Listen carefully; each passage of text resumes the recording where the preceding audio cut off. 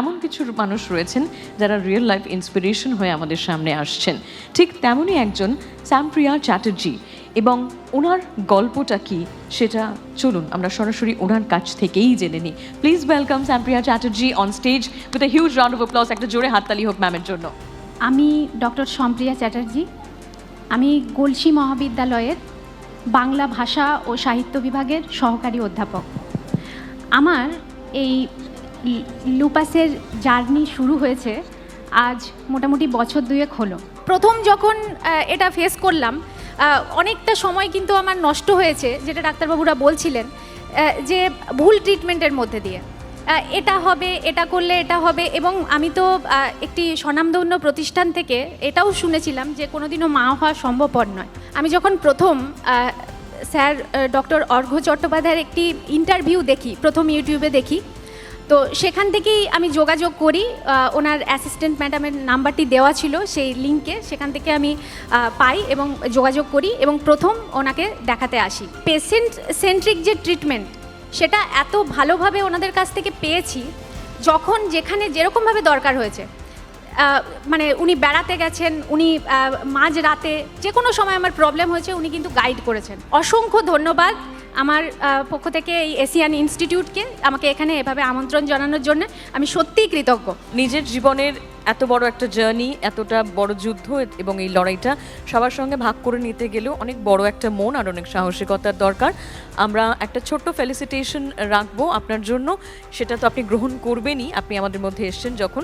এবং তার পাশাপাশি আমরা আপনার থেকে আজকে কিছু একটা চাই, সেটা হচ্ছে আপনি খুব ভালো আবৃত্তি করেন আমরা জানি। যদি আপনার পছন্দের একটা আবৃত্তি আপনি আমাদের আজকে শোনান, খুব ভালো লাগবে।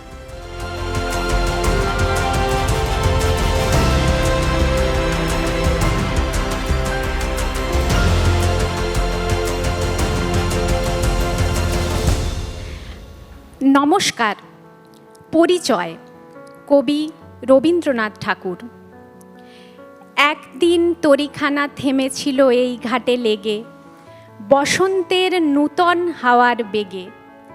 তোমরা শুধায়েছিলে মোরে ডাকি, পরিচয় কোনো আছে নাকি, যাবে কোনখানে?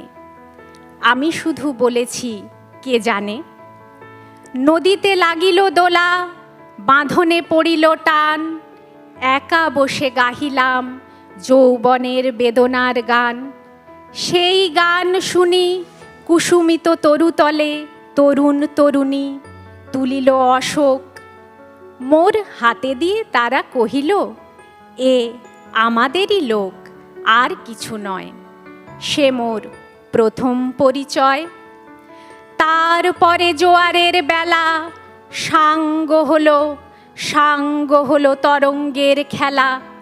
কোকিলের ক্লান্ত গানে বিস্মৃত দিনের কথা অকস্মাৎ যেন মনে আনে।